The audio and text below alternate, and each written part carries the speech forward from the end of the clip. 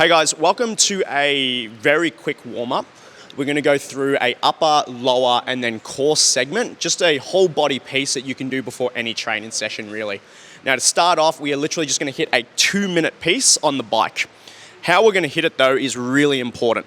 So after I finally set it up, so once you have your bike at your height, for today's purpose, we're just using the Rogue Assault bike or the Echo bike. You can use any piece of machinery for this same idea. Now, whether it's 5, 2, 10, whatever amount of minutes on this thing, if you hit it hard enough, you will feel warm, all right? So we're just gonna do 2 minutes.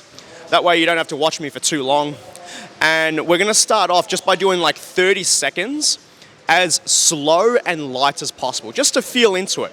But when we hit that 30-second mark, the idea is we want some intensity. Now, you could walk into the gym feeling, really sore. You could feel tired. The point of this and actually doing a warm-up isn't just to move the arms around. You basically want to get into that 60 seconds and get some intensity to it. We want to pump up some adrenaline, some cortisol, get us focused, get us ready. And any of these machines, when you put some intensity behind it, has a great effect at just pumping heaps of blood around. Right now it's in like a 95 cadence, 911 watts. That's only 30 seconds. Whew. It's getting hard. And I find it really hard to keep talking to you.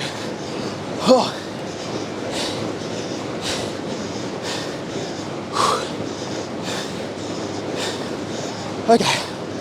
Still going.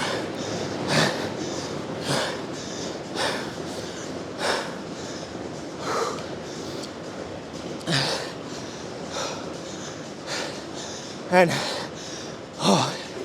that wasn't even 60 seconds. And I'm really messed up after that. So now, just gonna try and catch our breath and chill. Recover.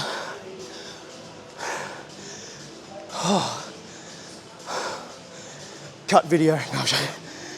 I can't. No, I'm joking. Oh. So that was 2 minutes.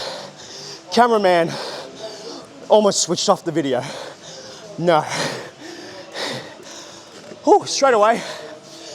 We've had like 30, 40 seconds now to recover. And we're gonna pick up the band and start off with some banded dislocates. Holding the band as wide as you need to, keeping those elbows straight and around. And we're gonna do this for 10 to 15 reps, okay? We're at rep 6 right now. 7. How you can make this harder, 8, and more difficult on the shoulder, 9, is grab it a little bit closer together.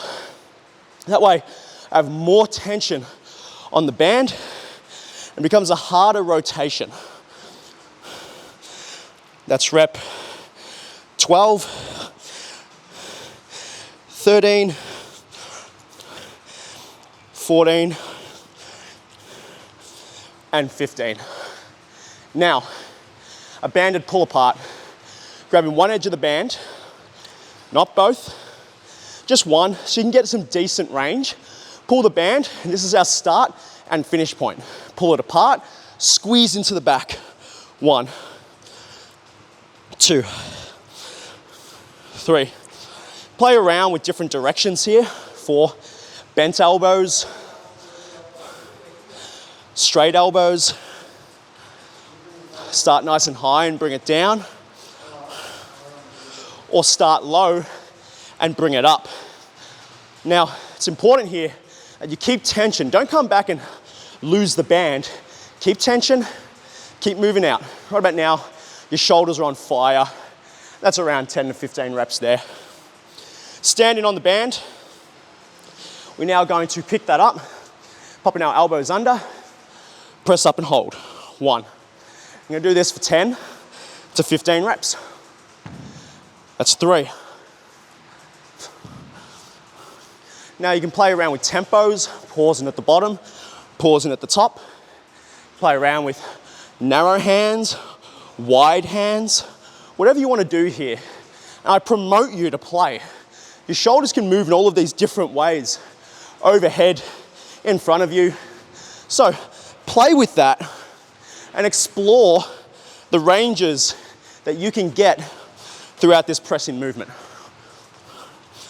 That's around 10 reps there, bringing it down. Now, that's our upper segment. We're gonna move over to the lower segment. Crossing the band, I have tension on the feet, stepping in a little bit closer, pull that band up. I like to go on a front rack just so it feels like there's tension. Bend in the knees, step out, step in. Step out, step in. We're gonna do this 20 times.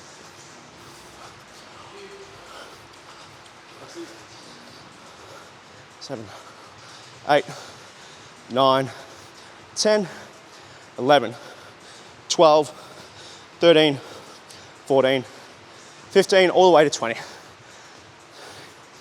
18, 19, 20. Now we're just gonna move over to the floor. Only 3 more movements to go.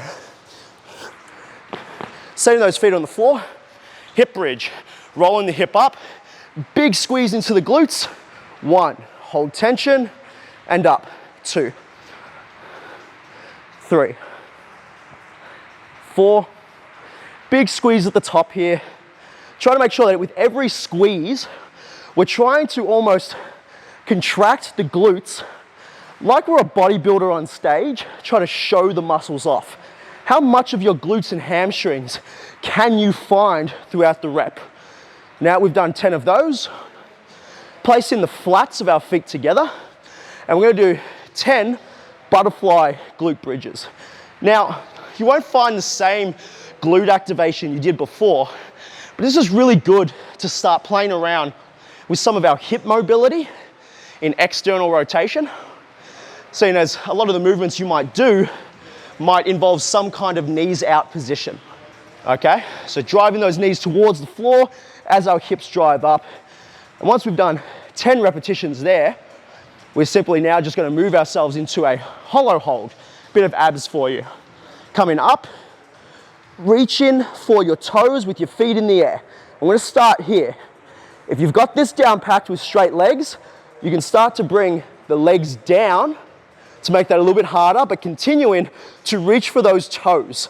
That way, our abs are really switched on here, and we can also bring those hands back to make that even harder, but do not drop and let your lower back come off the floor. You wanna hold that hollow shape.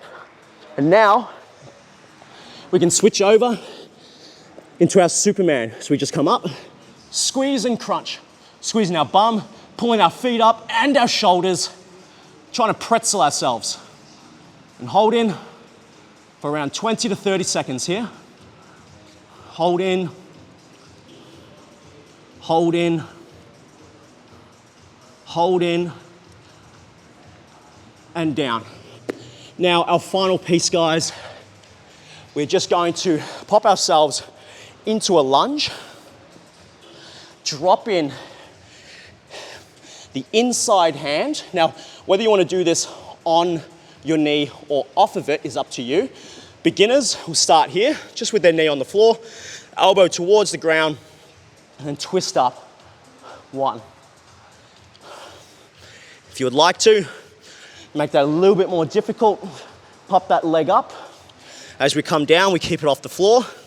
But now we can use that back leg to really twist up. We're just gonna do 5 reps here. Once we've done our 5, swap those legs around. And from here, same thing. Drop in that inside arm, twisting up. 1. Drop it down. Even just play around with pausing in each position. That's 2. Stretching up. 3. 4. Final stretch. And 5. We can come out of that and just one more movement. I know I said that like 5 movements ago. We just want to get a little bit of plyometrics in. Setting the feet, we're going to squat down and up. 1. We're just going to do 10 reps. But what I want you to add in is a jump and catch. 1, 2, 3, 4. Take that all the way to 10. Explode and squeeze. Get some power out of the legs. 2 more. 9 and 10. And guys, that's your whole body warm up. Now, from the get-go, that 2 minutes on the bike, hard. But the point of that is, jack the heart rate up, get some blood flowing, get some focus about you. That way, if you are having a crappy day at the gym or a crappy day at work, or you've just woken up, it's a really good way to really get you into the headspace that you're gonna be working hard. And as you can tell, my heart rate does not feel like it's come down from that 2 minutes. Just because you're in a little bit of discomfort doesn't mean that you can't execute the movements. So, as you move on, you've got a lot of banded resistance there, help warm our upper body up, and then moving it to the lower body with heaps of nice drills to work on both activation and range of motion. And then just a little bit of plyometrics to make sure that, our jumps and landings are all good to go. Guys, enjoy and good luck.